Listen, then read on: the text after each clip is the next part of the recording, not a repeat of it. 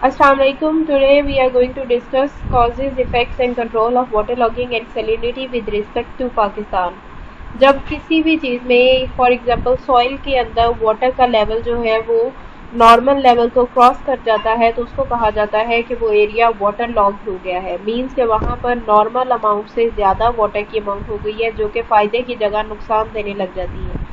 पाकिस्तान का 38% जो एरिया है वो वाटर लॉग्ड है और इसके अलावा 14% सैलाइन एरिया है।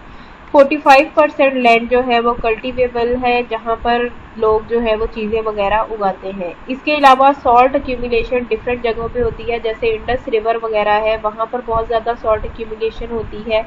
और इसके अलावा जो सैलाइन वाटर होता है वो जितने भी अंडरग्राउंड रिसोर्सेज वगैरह हैं उनके अंदर एंटर हो जाता है और उनको भी नुकसान देता है। इसके अलावा अगर इफेक्टेड एरियाज़ की बात की जाए, पाकिस्तान के अंदर अगर एग्रीकल्चर लैंड के लिए सबसे बड़ी कोई प्रॉब्लम है तो वो है salinity and water logging. Almost 50% land जो है वो वाटर लॉगिंग और सैलिनिटी की वजह से इफेक्टेड हो चुकी है और 30 लाख एकर्स लैंड जो है वो कम्प्लीटली तौर पे अनकल्टिवेबल हो चुकी है। मीन्स वो बिल्कुल ज़ाया हो चुकी है, उसमें लॉस जो है वो बहुत ज़्यादा हो चुका है। देन नेक्स्ट अगर इफेक्टेड एरियाज़ के अंदर प्रोसीड करें, हर साल ऑलमोस्ट 1 लाख एकड़ लैंड जो है वो वाटर लॉगिंग और सैलिनिटी की वजह से इफ़ेक्ट होती है। और पंजाब की अगर स्पेसिफिकली बात की जाए तो 70,000 एकड़ लैंड जो है वो वाटर लॉगिंग और सैलिनिटी की वजह से इफ़ेक्टेड है।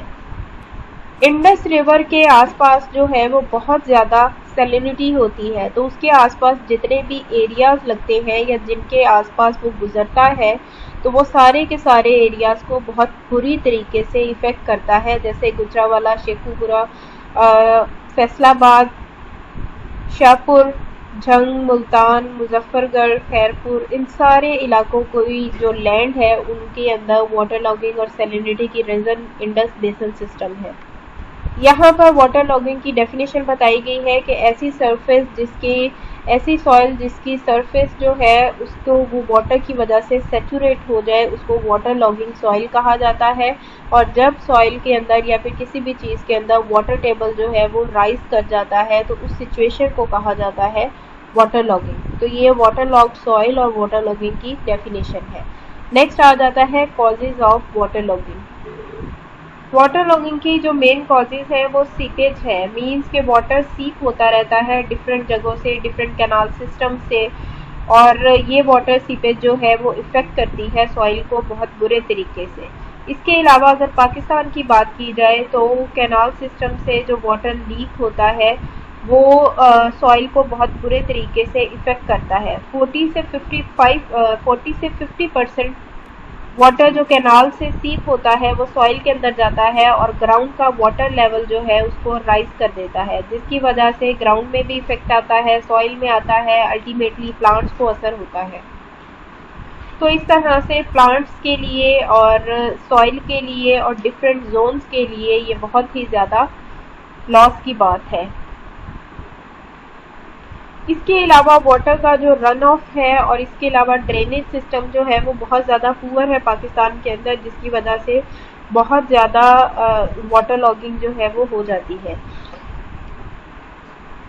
पाकिस्तान के अंदर जो सॉइल है वो बहुत ज़्यादा फ्लैट है, एक ये भी रीज़न है। और वाटर के हाई लेवल की वजह से ग्रेविटी पे बहुत बुरा असर पड़ता है और वाटर टेबल राइज होने की वजह से वाटर लॉगिंग जो है वो बहुत ज़्यादा इंक्रीज हो जाती है। इसके अलावा रन ऑफ सिस्टम जो है वो अच्छा नहीं है। जहाँ पर इरिगेशन होती थी किसी ज़माने में, वहाँ पर हाउसिंग सोसाइटीज़, कॉलोनीज़ वगैरह बन गई हैं, तो वाटर का जो ड्रेनेज सिस्टम है या फिर रन ऑफ सिस्टम है वो बहुत ज़्यादा इफ़ेक्ट हो गया है इन सारे रीज़न की वजह से। और जब कभी भी रेनी सीज़न वगैरह होता है तो वाटर जो है वो सीप कर जाता है और सीपेज की वजह से सॉइल के अंदर वाटर ज़्यादा इकट्ठे होने की वजह से वाटर लॉगिंग हो जाती है। रेनफॉल, हैवी रेनफॉल, जब रेनफॉल होती है तो सॉइल के पार्टिकल्स के अंदर वाटर जो है वो सस्पेंड हो जाता है और उसकी वजह से ग्रेविटी पे बहुत ज़्यादा असर पड़ता है और फ्लड्स वगैरह जो हैं उनकी वजह से वाटर जो है उसकी अमाउंट जो है वो इंक्रीज़ कर जाती है सॉइल के अंदर, और ड्रेनेज सिस्टम पुअर होने की वजह से और वाटर टेबल राइज करने की वजह से वाटर लॉगिंग जो है वो बहुत ज़्यादा हो जाती है। इसके अलावा वाटर मैनेजमेंट पुअर होने की वजह से फार्मर्स जो है वो एट टाइम सॉइल को प्रॉपर तरीके से यूज़ नहीं करते, और इरिगेशन जो है वो एक अमाउंट से ज़्यादा हो जाना, और अगर ड्रेनेज सिस्टम जो है वो इनअप्रोप्रिएट हो उसकी वजह से वाटर लॉगिंग होती है। कुछ रीजन जो है वो इसमें बार बार जो है वो रिपीट हो रहे हैं, तो उनको आप एक दफ़ा लिख सकते हैं।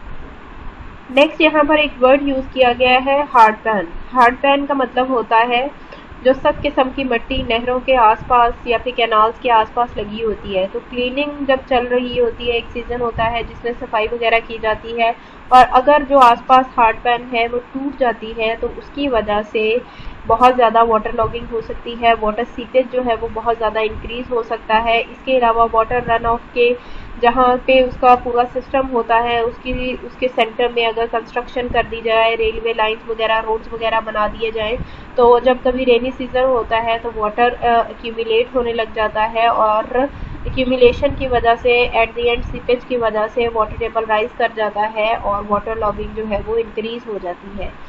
नेक्स्ट आता है effects of water logging on plant growth. Water logging की वजह से सॉइल के अंदर जो पोर्स होते हैं उनके अंदर एयर की जगह वाटर जो है वो ले लेता है, और एयर की डेफिशिएंसी होने की वजह से, ऑक्सीजन डेफिशिएंसी होने की वजह से प्लांट की ग्रोथ पे बहुत बुरा इफेक्ट पड़ता है।